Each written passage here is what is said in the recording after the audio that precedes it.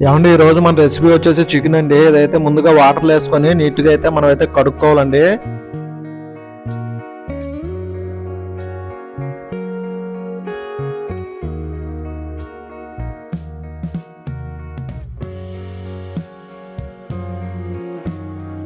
Chicken అయితే నీట్గా కడిగేసుకున్నాం కదండి. ఇప్పుడు మనం చికెన్లో కావాల్సిన ఇంగ్రీడియంట్స్ అండి, పదార్థాలు: ఒక ఆనియన్, ఒక 6 వెల్లుల్లి రెప్పలు, ఒక ఇంచు అల్లము, అలాగే ఒక 3 పచ్చిమిర్చి అయితే నేను తీసుకొని ఇవైతే వేరే రోల్లో వేసుకొని కచ్చా పచ్చగా అయితే నేనైతే దంచేసుకుంటానండి. మొత్తం ఇంగ్రీడియంట్స్ అన్ని దాంట్లో యాడ్ చేసుకొని మొత్తం దంచేసుకుంటాను. కచ్చా పచ్చగా అయితే మీరైతే దంచుకోవాలండి. నేను చూపిస్తాను ఎలా దంచుకుంటున్నానో.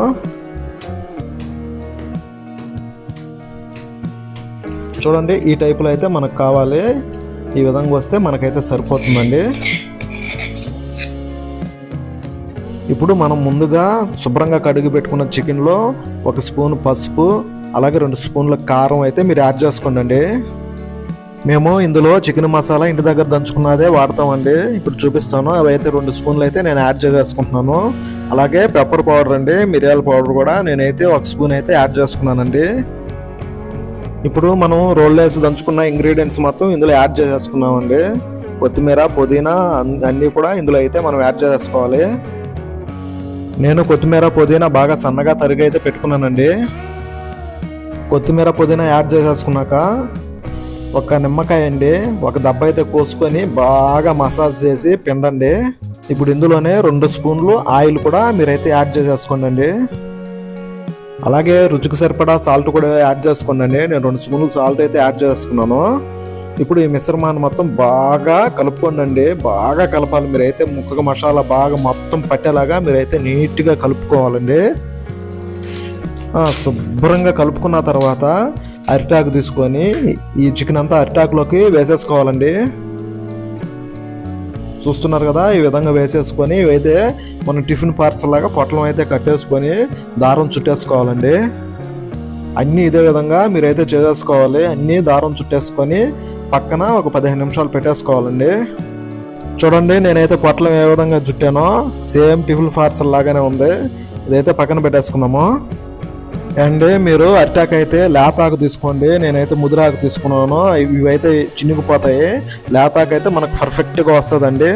చూస్తున్నారు కదా, ఈ విధంగా నేను అన్ని పార్సల్ చేసేసుకొని పక్కన పెట్టేసుకున్నానండి.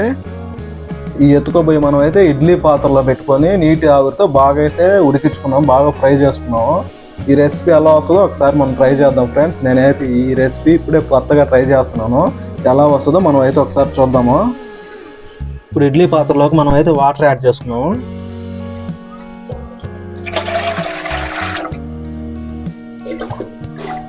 మీరు వాటర్ అయితే కొంచెం ఎక్కువ యాడ్ చేసుకోండి, ఎందుకంటే మనకు బాగా ఫ్రై అవ్వాలి కాబట్టి. ఇప్పుడు స్టవ్ వెలిగించుకొని కడాయి అయితే పెట్టేసుకున్నామండి. ఈ కడాయి పెట్టేసుకొని మూత అయితే పెట్టేసుకున్నాము. ఈ వాటర్ బాగా కాగిన దాకా, మనకి ఆవిరి బాగా వచ్చేదాకా బాగా మీరైతే కాగబెట్టుకోవాలి. ఒకసారి మూత తెచ్చి చూపిస్తున్నాను చూడండి. ఈ టైప్లో మనకి ఆవిరి అయితే రావాలండి. అప్పుడు ఇడ్లీ పాత్ర గిన్నె దీంట్లో పెట్టుకొని మనం కట్టి పెట్టుకున్న చికెన్ కూడా ఇందులో పెట్టేసుకోవాలండి. చూడండి, ఈ విధంగా అయితే చికెన్ కూడా మీరు పర్ఫెక్ట్గా అయితే మీరు పెట్టేసుకోవాలండి.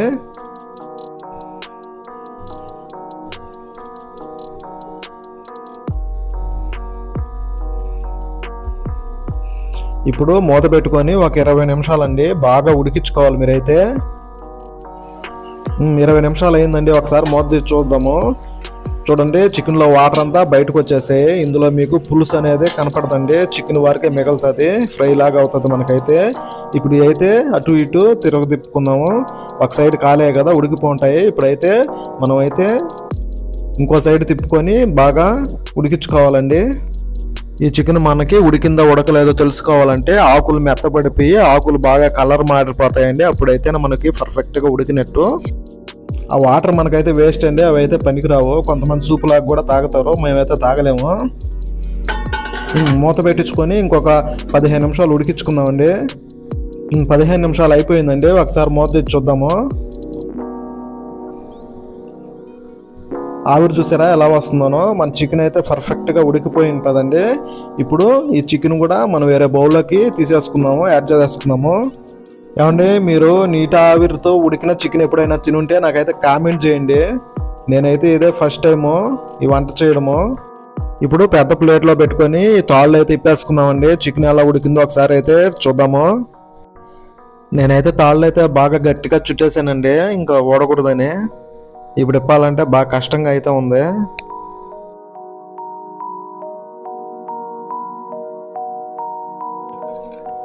మొత్తానికైతే సాధించామండి, తాళ్ళు అయితే తిప్పేసాము. చికెన్ అయితే ఒకసారి చూడండి ఎలా ఉందో. సూపర్గా అయితే కుక్ అయిందండి మన చికెన్ అయితే. ముక్క చూసారా, అలా అంటేనే ఊడొచ్చేస్తుంది.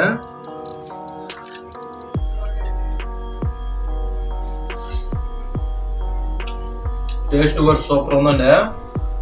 ఇప్పుడైతే అన్ని చికెన్ పొట్లాలన్నీ అదే విధంగా ఇప్పేసుకొని వేరే బౌల్లోకి అయితే చికెన్ అయితే యాడ్ చేసేసుకుందామండి.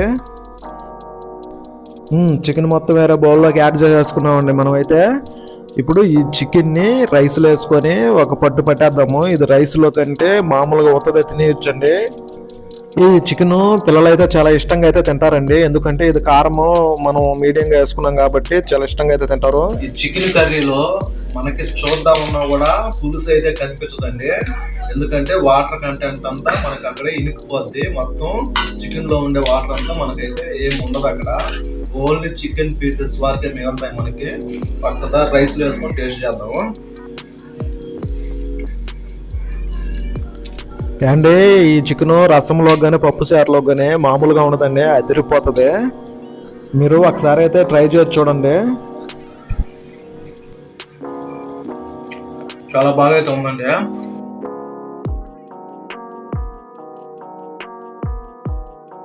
ముక్క కూడా చాలా పర్ఫెక్ట్ గా ఉడికింది మనకైతే. ఈ అరిటాకులో చికెన్ చాలా అద్భుతం. అంతేనా, మీ పిల్లలకు కానీ పెట్టారంటే వాళ్ళు ఇంకా జీవితంలో మర్చిపోరు. ఆ విధంగా అయితే ఉంది చికెన్ అయితే. పెద్దవాళ్ళు కూడా సూపర్ అయితే తింటారు. ఉత్త చికెన్ అయితే తినేయచ్చండి ఇదైతే మనం, ఎందుకంటే అంత టేస్ట్గా అయితే ఉంది. పులుసు ఏం లేదండి, ముక్కలతోనే ఈ విధంగా కలుపుకున్నామా.